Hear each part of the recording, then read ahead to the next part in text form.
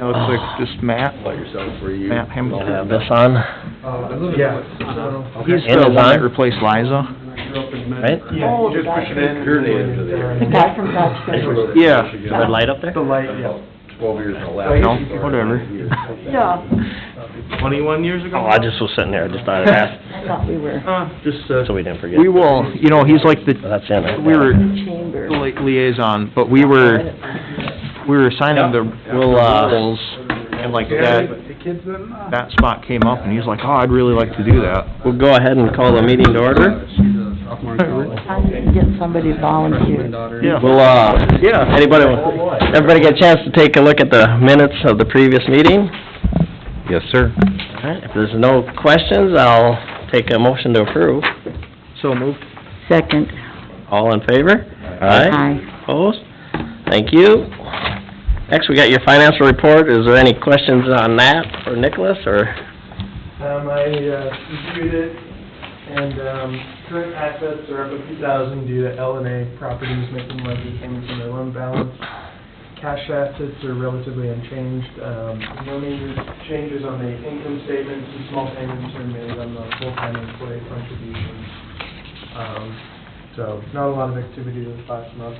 And then on the loan report, like I mentioned, L&A are making larger payments on their principal, and Matt did speak with the owner over the phone for their future plans and possible uses of business subsidy programs.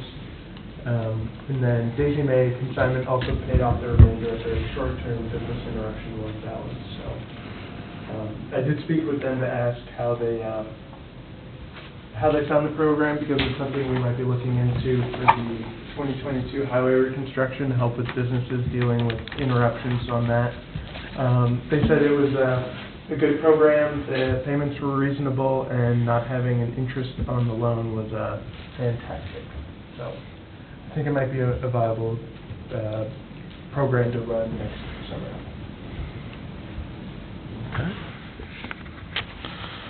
Okay, nobody's got any questions, excuse me, we'll move on next to our coordinators report. So a total of $217,150 was granted out to Casson businesses through the state county grant program. This includes $10,000 that was awarded to the ice arena, so that'll help out there. On the WPA wall and pillars preservation, Kim and I testified in front of the Legacy Finance Committee in support of the bill to provide $30,000 to the wall preservation.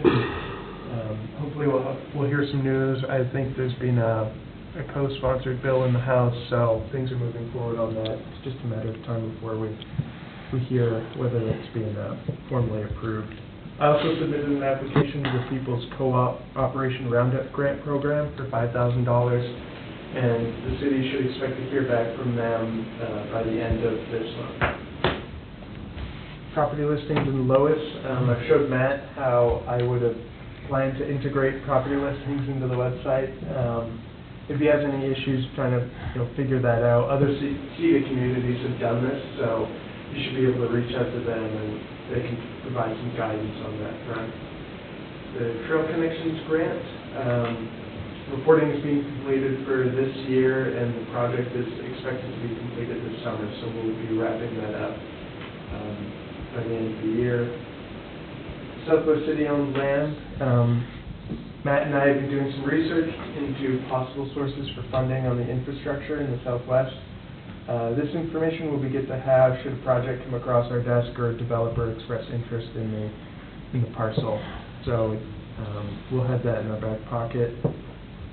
Condemning concrete plant, Tim, Dan, and I toured the plant. There will likely be a need for environmental remediation.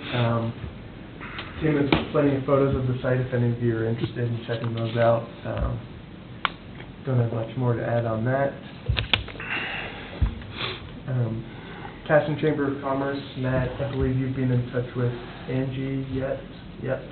So he'll be taking my place at the next meeting and presenting on the business subsidy programs that the EDA has to offer, as well as discussing assistance programs for the 2022 highway reconstruction. I've also talked to Matt about revolving loan fund outreach. Was planning to get in touch with all of the local banks and provide them with copies of the revolving loan fund guidelines and applications.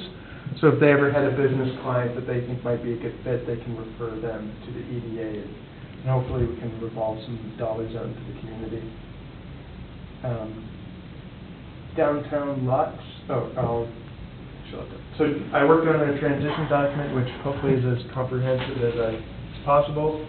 I'm happy that Matt will be taking over in the interim. He's got a lot of experience, and he'll be a good asset to the EDA in the short time that he'll be with us. So, and then downtown lots, I was contacted by somebody interested in purchasing the 2 lots, and per the EDA land sale policy, I forwarded them on to Tim, but I don't think they've reached out to Tim. But that just raised some questions. I know 3 years ago, the EDA had listed the properties for $30,000 with 2 parcels. Actually, there were 3 parcels included in that listing. Okay, in that listing, okay. Yeah. And when we relisted them recently, we didn't put a price on them just because we just wanted to see what interest there would be.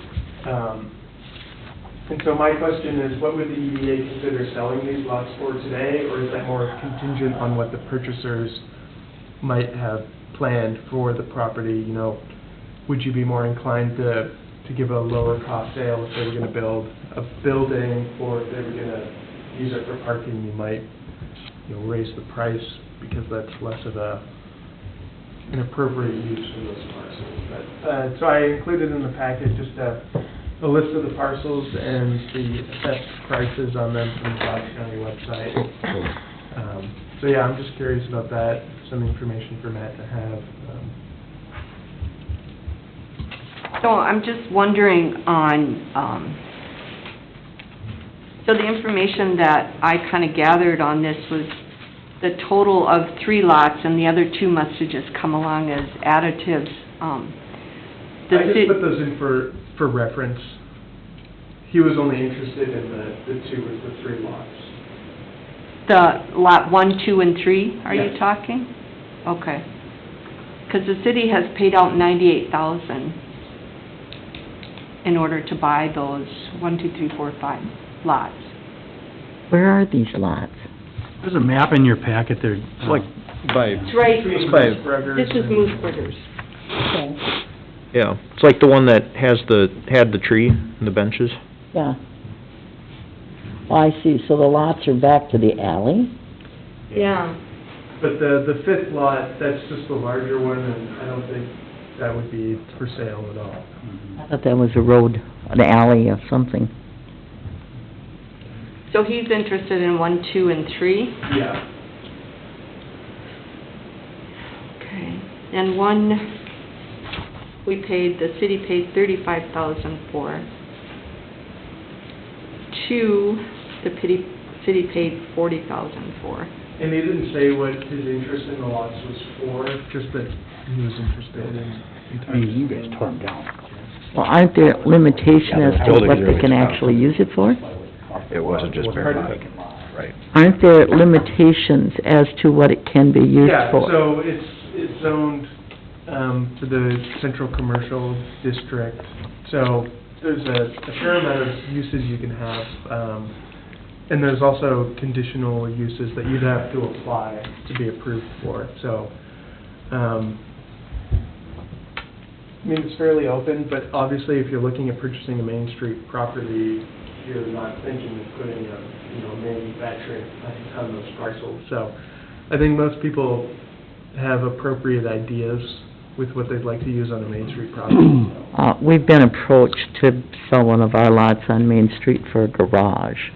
Yeah, and that wouldn't be appropriate. You might be able to get a conditional use permit for it, or at least apply for one. I don't know if you get one, but, so, it's possible he was interested in just parking, so. Yeah, storage and parking, Right. yeah. We already have storage on Main Street. So are you considering, the type of use versus the price you're putting on this? Well, Or and how are you that's coming up with something the price? I think he's asking us if we want to. Right, if you want to put a price on it, or if you want, or, I mean, you don't have to, and you'd probably, in that sense, put a price on what the potential use is. And the sale value too can be considered a subsidy, you know, so if you sell it for just their assessed value versus what the city paid for them, that would be considered, you know, a subsidized sale, which you could make that, you know, if it was they wanted to build something that the EDA really wanted to see on Main Street, you could consider, you know. Enter into a subsidy agreement or something Right. that would dictate more about the uses than we otherwise would, if we wanted to get a little bit more strict than just the zoning. So that's, So I just wanted to get some clarification on how the EDA felt about that. So if there were, you know, if this person continued discussions or future interested parties approach the EDA, what the coordinator can tell them on how the EDA feels about selling the lots. I think if we have something for sale, we should have some kind of a price that we're willing to sell for. And negotiate from there, Yeah. contingent on conditional use. would this be an appropriate topic for our downtown lots committee? Come up with What we a wanted. price and then bring that to the board for consideration.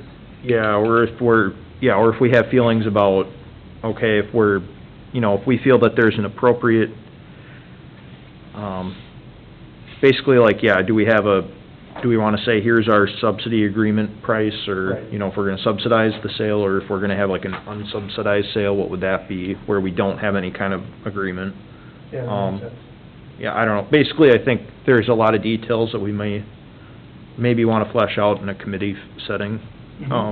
Just 'cause I think we can, I think there's a lot of good points that are being brought up that need to be addressed, like, yeah, I don't think we want a garage necessarily on there. I don't think we want a little mini storage facility either. But, you know, Do we want a parking lot accessible from Main Street?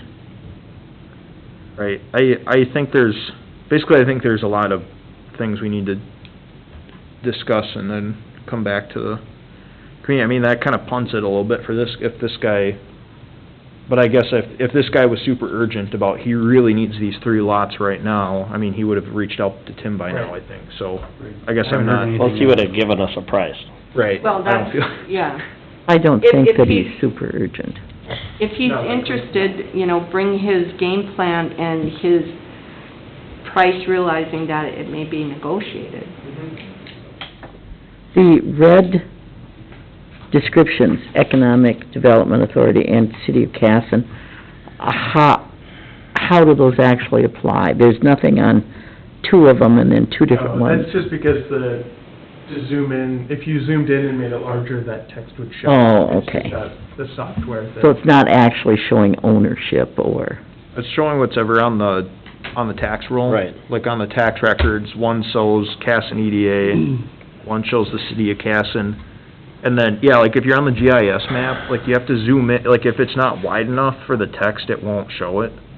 Like you just have to So zoom in. what would the text be on 1 and 2? Casson EDA.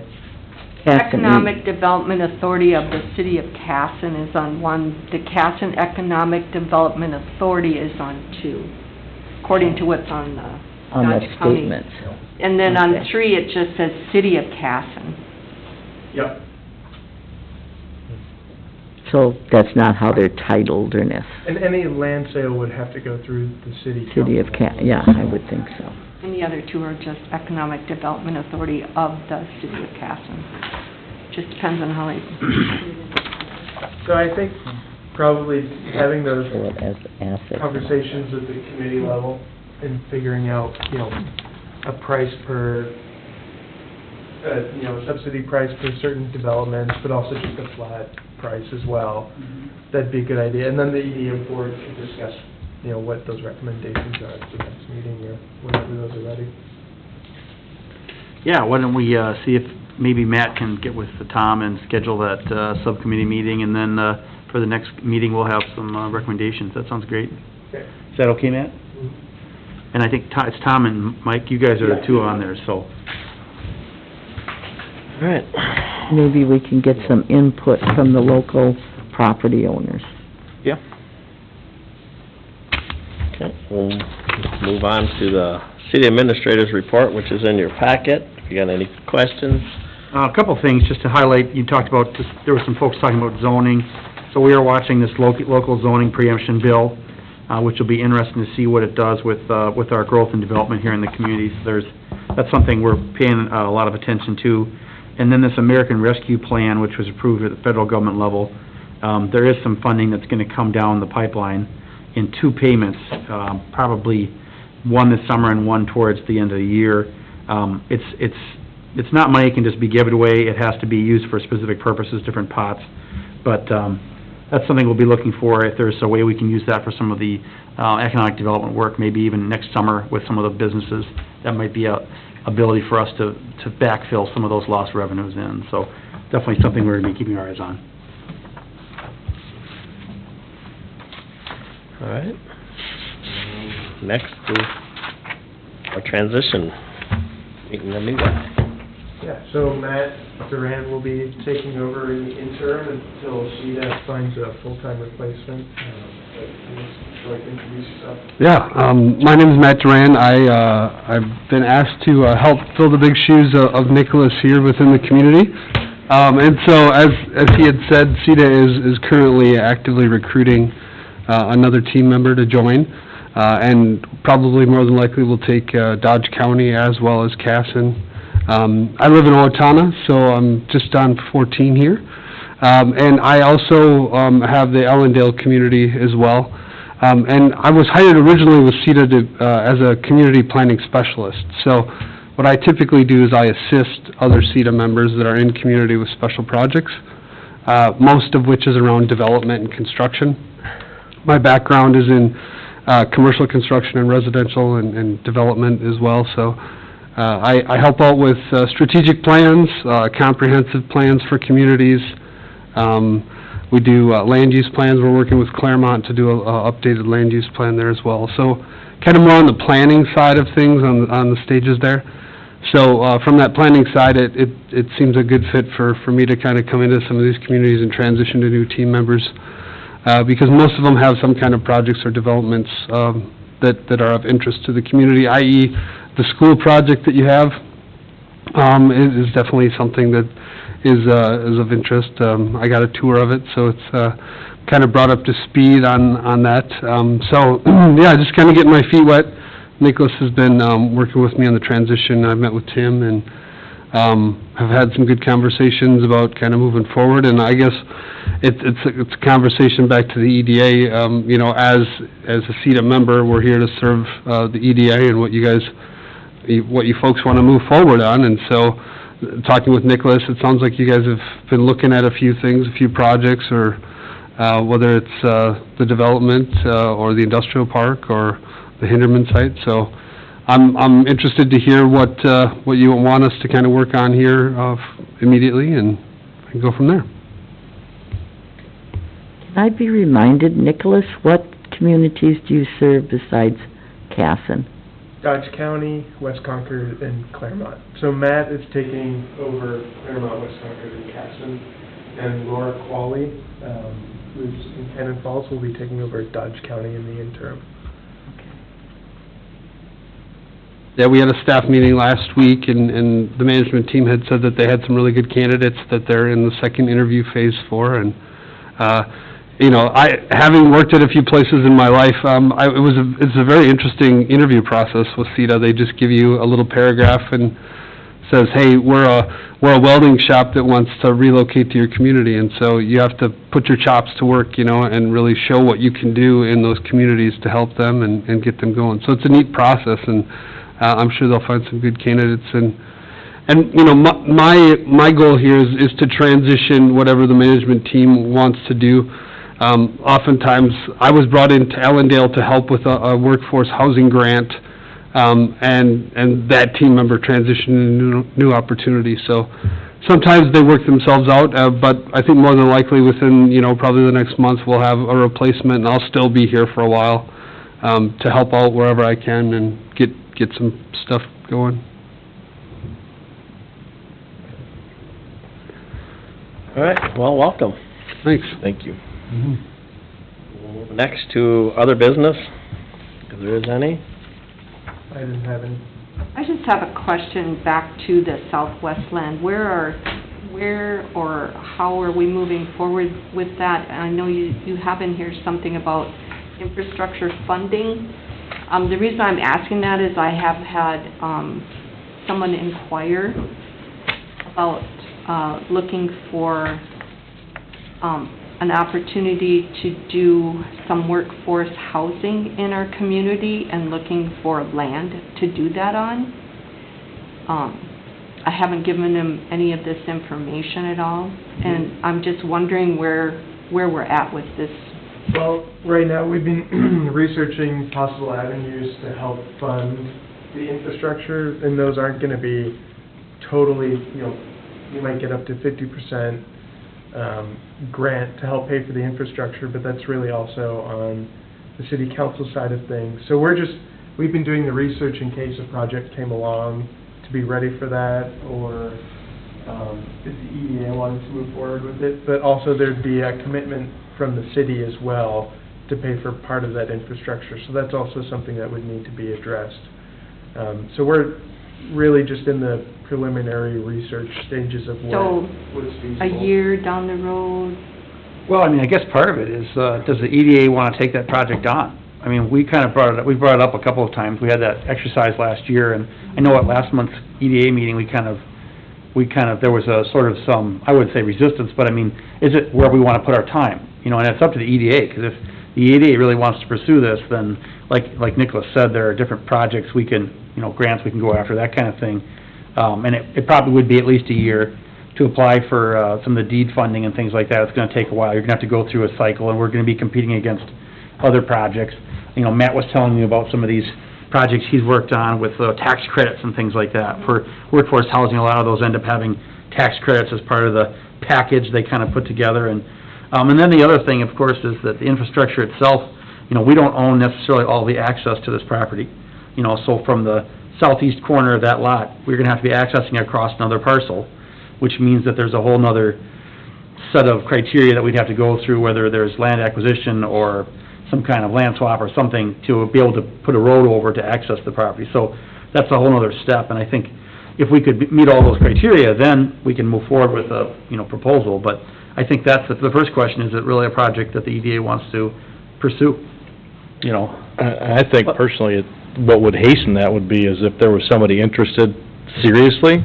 If we had someone who said, we want to be there, this is what we want to do, and starts going through the process, that would kick us in the gear, because I think what we decided before, we don't want to do build it and they will come, where we go put $2 million into this, and for 10 years it just sits there with nothing. So if there's a viable project who's serious and wants to, you know, come up with a plan and work together, then we'll figure something out, so. Don't we almost, to even get the deed money, I mean, there's a lot better chance to get it if you, which is only 50%, if I'm right, you almost need somebody willing to be ready to go in there. well, there's two different pots. There's one program where you have to have somebody going in, and there's another program where you don't. So that's a great point you bring up, though, is that obviously if we had someone who's interested, like a commercial industrial client, it would make it easier for our application. They'd be a lot more apt It'd be to... more competitive, and that pot doesn't tend to get used as much. Like Kenyon, for example, they're finishing up their commercial park, business park on the, just as you come in off of 56. And they don't really have, I think they're gonna do, their EDA is gonna do a spec building. But, I think where the mayor's at is, you know, it'd be better for us to have somebody who was really interested in this project, and if we did, then I think it would make it easier to, facilitate that, you know, process, because, you know, it is hard to kind of justify expending all that money if you don't have an end user in sight. Yeah, you know. because, I mean, and I agree with, you know, Chris, you don't want to be taking taxpayer money, putting it into something, hoping hoping, because it could set 5 years, 10 years, 6 months, you don't know. Nobody has that globe, the magic ball, but it's hard to spend that money on a project. You know, it could, in speculation. Well, If you and, had you know- somebody really interested, then it's a little easier. Yeah, I mean, we have a certain number of lots that are already available in town. Yeah, there's That aren't plenty up necessarily building, nearby and there. so there is that concern. You know, and then housing, the balance of housing in town here too is, that's probably even a larger discussion, is Right. what does the balance of housing in town need to look like, you know? I think that's kind of where we're at, Kathy, that's be my understanding of it at least. Because, I mean, yeah, I mean, Nicholas has done research, and I'm familiar with programs that I've used in the past where it certainly is possible, it's just a matter of lining everything up. Just from my perspective on the board, I would be really hesitant to move forward other than until we had somebody that was really interested. Because it's hard to spend that money.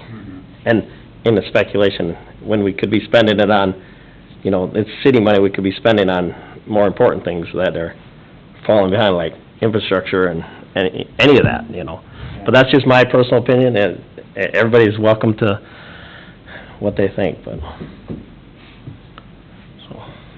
I think something that would be valuable, as we're kind of in an interim phase right now, and it sounds like with Matt's background in, some more like that development investment kind of side of things, I'd like to know your informed like kind of an informed decision or thought, opinion, whatever, I don't know, whatever you want to call it, on, how would you rank some of like the different opportunities or identify some of the low-hanging fruit in town that you think would have a good ROI for our community? 'Cause I know I have my opinions, but Yeah. I think, somebody that's more gonna be able to come at it more neutrally, I think that has that background would be valuable. Well, and a lot of what I'm doing right now is, you know, like, I'm doing 2 housing studies for communities out in west central Minnesota. You know, and so going in and looking at the inventory and where they can grow and what, you know, one's got a river going through it and it's got floodplain everywhere, you know, and so that's a whole different set of FEMA grants to try and get them out of the floodplain and different things for flood mitigation, because I worked at the city of Owatonna for 6 years as the stormwater manager, and so I was responsible for flood mitigation and trying to figure out ways that, with increased runoff. So I come into communities a lot and look, and, you know, when I see the project that you have on the southwest side of town, I think it offers a lot of good things. It offers industry.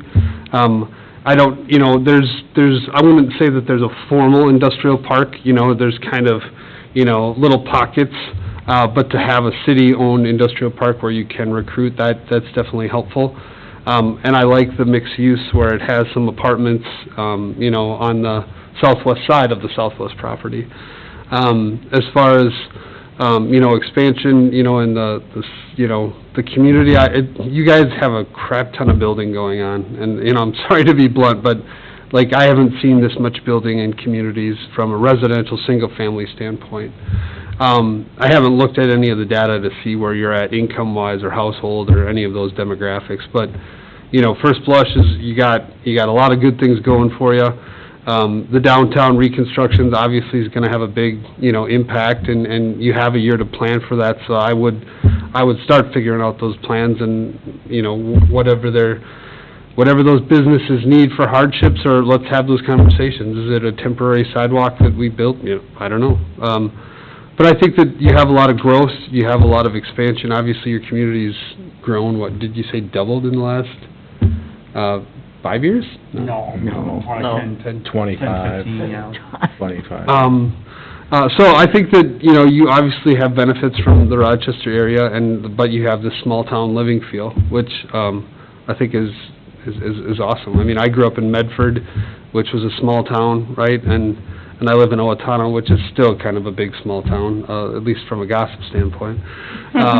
But, you know, I think overall, you have a lot of positives. There's a lot of growth here, so, but, you know, sometimes looking out 10 years is hard, right? And so sometimes getting out ahead of it, you know, to make sure that you're in a position to continue to have that, I mean, you guys are lucky, you know, with the school, definitely helps the community out immensely. And I think to have a lot of people want to be here, but to give them those amenities and make sure that, you know, the businesses want to stay here as well. We were just in West Concord yesterday, and they really don't have any commercial industry at all, right? And from a tax base, that is so helpful because they have higher revenues and it can help that community out. So having some good anchors, you know, and helping support those, you know. The guy from, what was L&A Properties, that has the loan, right? I spoke with him, and he's interested in selling that building to the current owners of the business anytime. You know, and we started talking about the building facade program. He's like, oh, that's good to know, you know, and so he's gonna fix up the one side and do siding and getting out there. I'm excited to go to the chamber on the 14th, April 14th, to talk a little bit more about those programs and see, you know, I wanna make sure that, you know, we're earning our keep at CETA, you know, and that we're here to help support the business community, you know, and whatever we can do, you know, if you guys want us to try and find a partner who's really serious in the Southwest, you know, so to speak, vet them out and kick the tires with them before they come to you folks, and then you can help get those decisions, start having some conversations. You know, those are the things that we're kinda here to help out with and give you those options, then you can make those decisions. So, to answer your question, you guys are in a really good shape. I like that the fact that you own property, that you have some ability, that you don't have to go try and raise funds to try and buy land, but you have a blank canvas you can work from. You just gotta find, you know, the right picture. Okay. I guess I had one other totally different question. I was just curious, how is it going with that DNR trail connection project? That should be constructed this summer. Be this summer.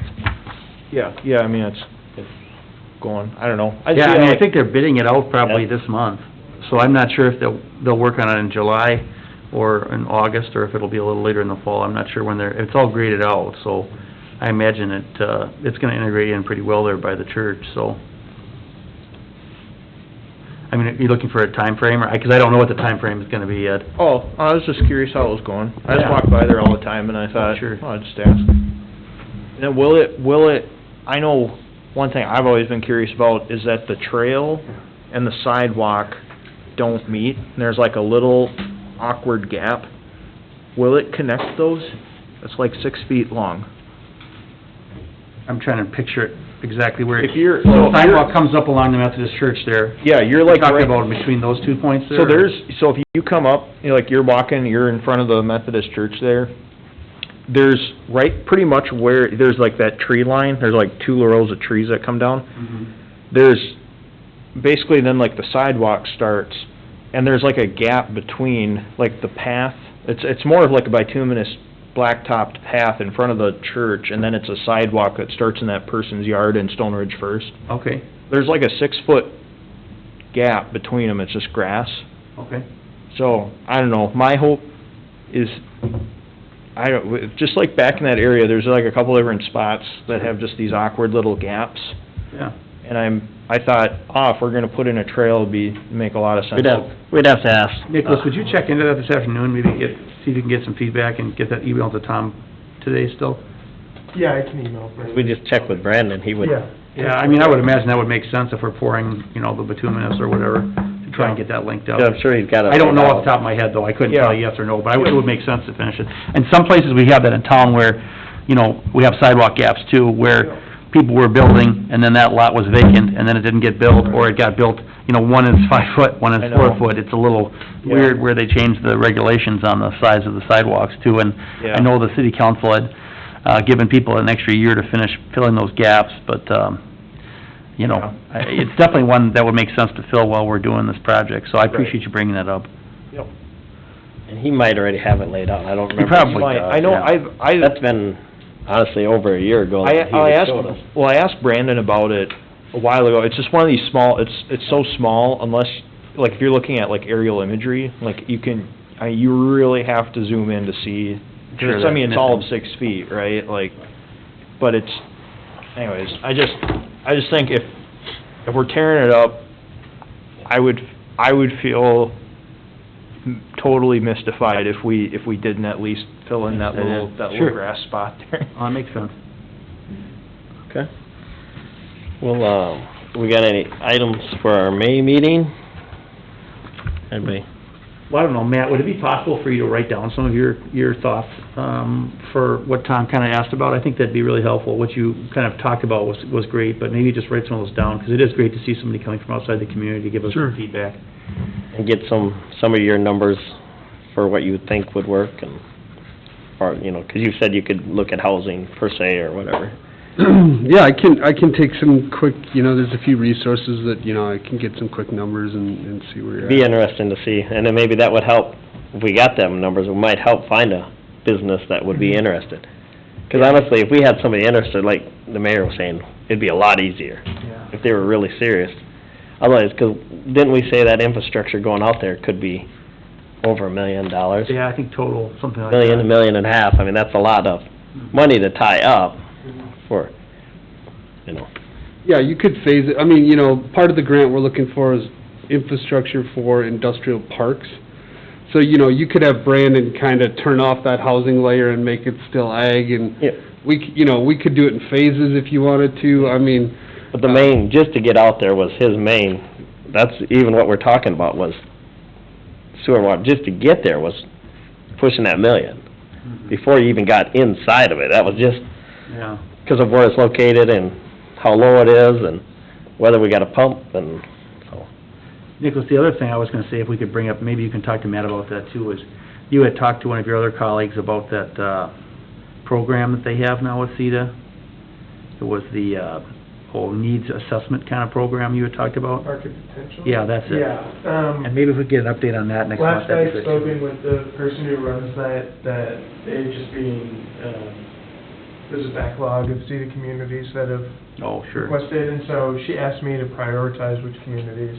I put Casson at the top, and so she'll probably get back to Matt with a timetable, hopefully very soon, of when we can expect that. That report. Okay, awesome. so if I'm understanding, there's interest in moving forward with the Southwest property, if there's a potential partner that's really interested in it.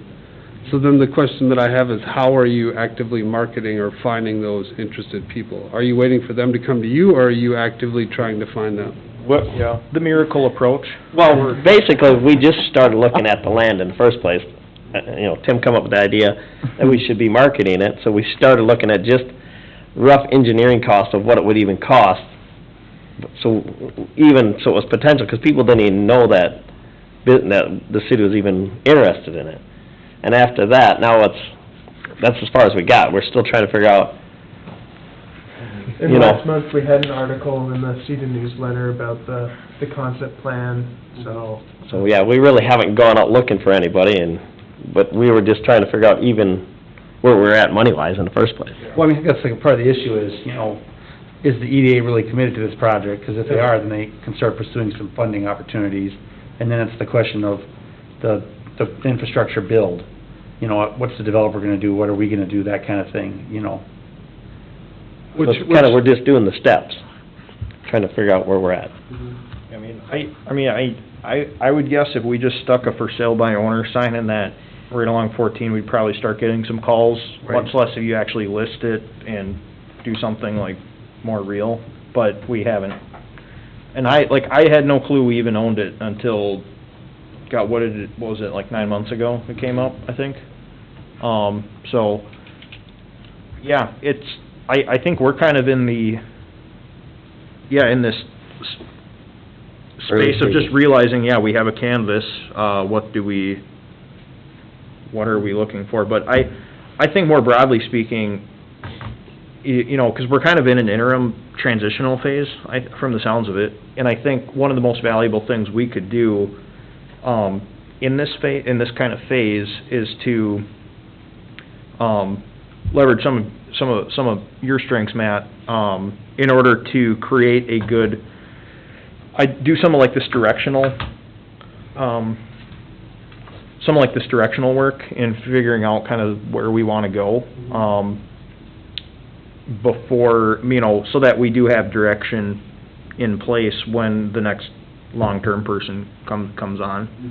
And the other thing you gotta remember too, is right where that land is, we do have other business land, lots for sale too, that have been sitting for a while. So we gotta make sure that we're not spending a lot of money on this, if it's gonna sit. Why is there sitting? Is there, you know, is it the size, is it the price, is it the location? So we don't wanna, in my opinion, you don't wanna start spending money here when you've got existing lots next to you that are still for sale.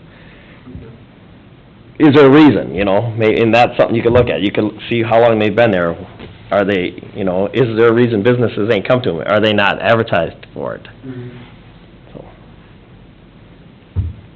So, let's just, and maybe it has nothing to do with, you know, maybe because of the way they're commercial, and this is industrial, I don't know.